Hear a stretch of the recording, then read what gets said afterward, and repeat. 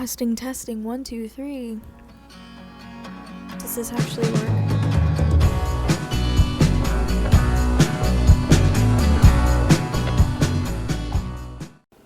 It does. This is the second time I've done this.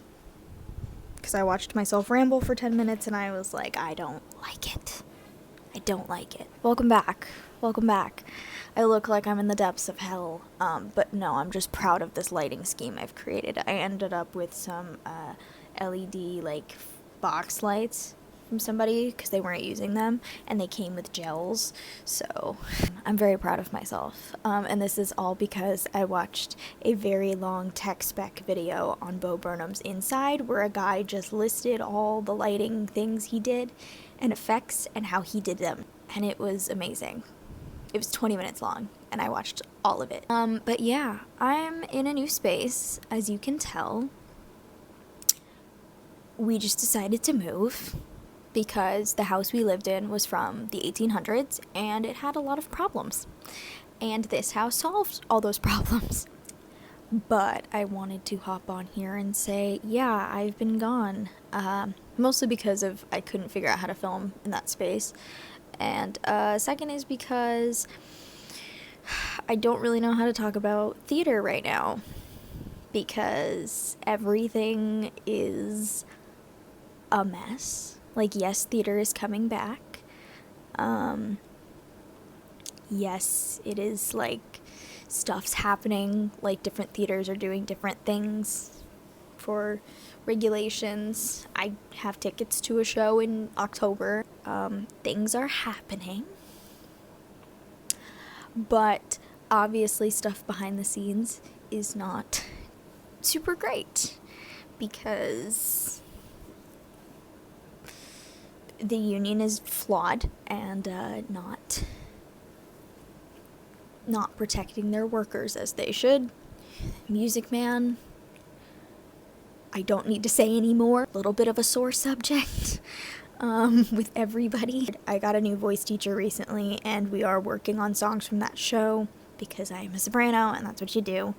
And it is very weird to talk about wanting to play Marion the Librarian, because that was the first show I did as a kid, and I had really positive memories associated with it, and having to reckon it with all the stuff that's going on right now and wondering will I ever get a chance to play that part, and if so, should I?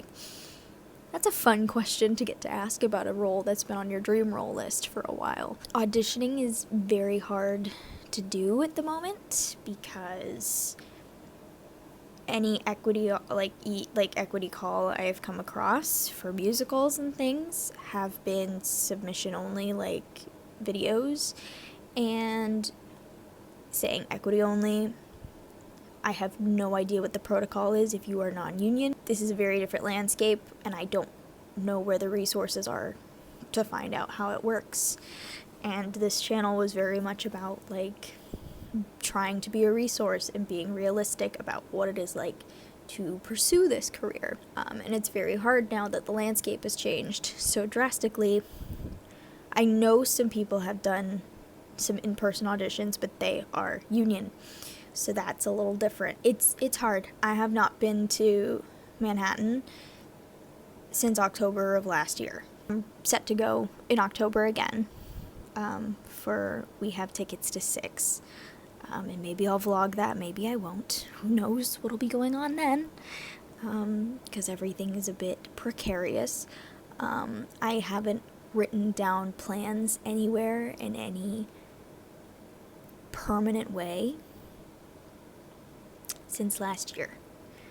I'm not writing any kind of future plans down unless I can erase them. I used to write things on my physical paper calendar, trips and things, and I don't do that anymore. I fully do not believe it will happen. Who knows? Who knows if that's happening? I have 2 trips planned for the fall. Basically, I've just been getting by, haven't really been auditioning. I still have a manager who's supposed to get me TV stuff, but again, if no one's casting this, or this type, what am I gonna do?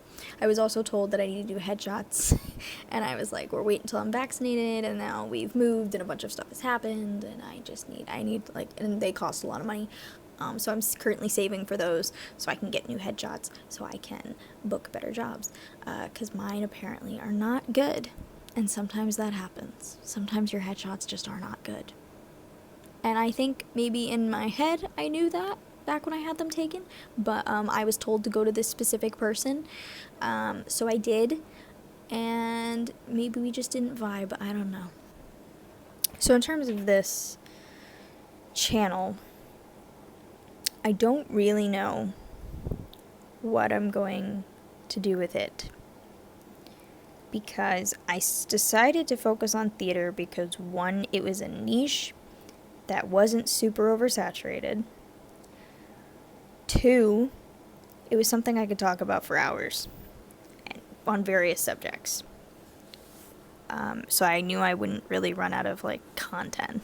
And yeah, like, it was something that's stuck with me and I haven't lost interest in over the years.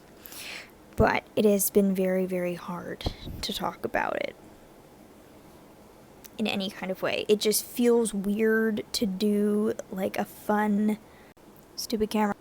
It feels weird to do, like, a fun listicle video or, like, talk about a new show and, like, act like it's all fine. Like, it just feels weird. And even, like, theater creators I've watched have, like, kind of talked about how messed up everything's been, and now that everything is back, like, they did kind of, like, resist it for a bit, and now they're just back to talking about stuff, like, that they used to talk about. And I'm not trying to fault them for that either. It just feels odd to me, because I don't think I'm, like, as enthusiastic about it right now as I was. So I've been, like, taking refuge in other creative pursuits that I like, which has happened in the past when I was at my performing arts school, and, like, musical theater really was just, like,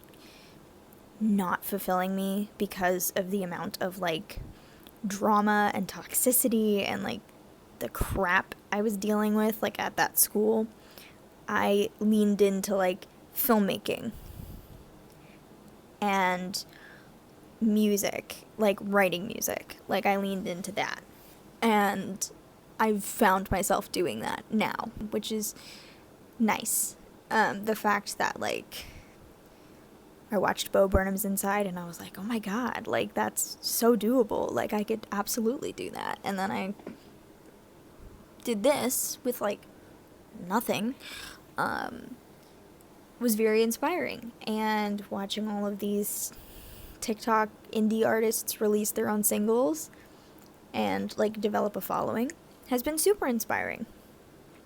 Like, doing all of that without any kind of corporate overhead. Well, save Bo Burnham, like, obviously, like, Netflix had to buy it and there had to be producers, but whatever. You know, that's been nice. And I've been sort of leaning into looking at people with very simple lives, and trying to take joy in, like, other things, which I think is very important as a creative of any kind, to not place all of your happiness into one facet of your being. I think that's a mistake a lot of creative people make, because, and I don't like the phrase, if you like anything else or even vaguely have an interest in anything else, you shouldn't be an actor or whatever. I find that advice ridiculous, because in order to be a good actor, you need to be a well-rounded human being, I think. And the fact that I love, like, books, like, love books.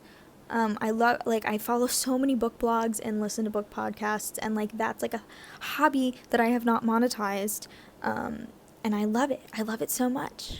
Like, and I can talk about books for hours. Like, I can talk about theater for hours. I love filmmaking. I love that too. Even if I don't feel the need to, like, be a director one day. I'm not one of those people who's just like, I love acting, but I really want to direct. Like, I've never been one of those people, because I watched, when I, like, did film club and stuff for college, and I was a PA on a set, and I watched the work.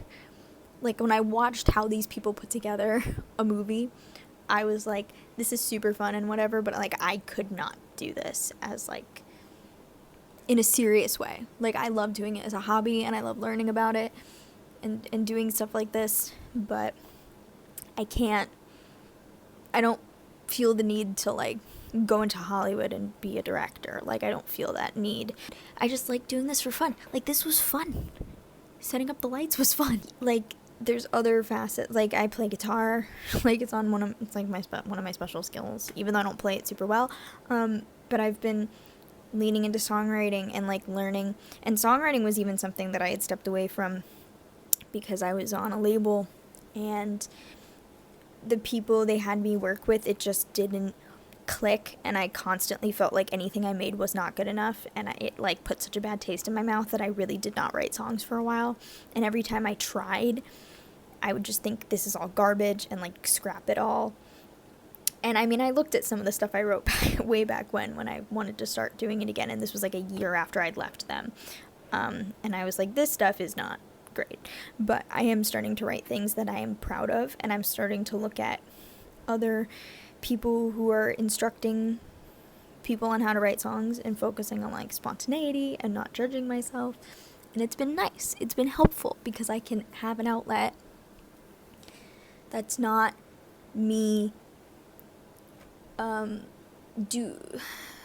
giving life to somebody else's work, which is valuable in itself, but there is something that does come along with being an actor or a musical theater actor where you think, oh my god, am I just a vessel? Like, I've definitely had a few moments where I've thought, oh my god, like, am I just cursed to just regurgitate other people's work because I can't create anything original? Scary thought. So it has been nice to, like, prove to myself that, like, you can create something out of your own little head, and not just cover somebody else's song or perform somebody else's words. But yeah, I've been trying to, like, be creative in other ways. And with this channel, I felt like I was definitely put into a box. And I feel like this is, like, a tale as old as time. So many other creators have been like, I want to, like, do something else, or I want to evolve, and blah, blah, blah. I got really bored, and I got put into a niche really quickly, and I didn't like it.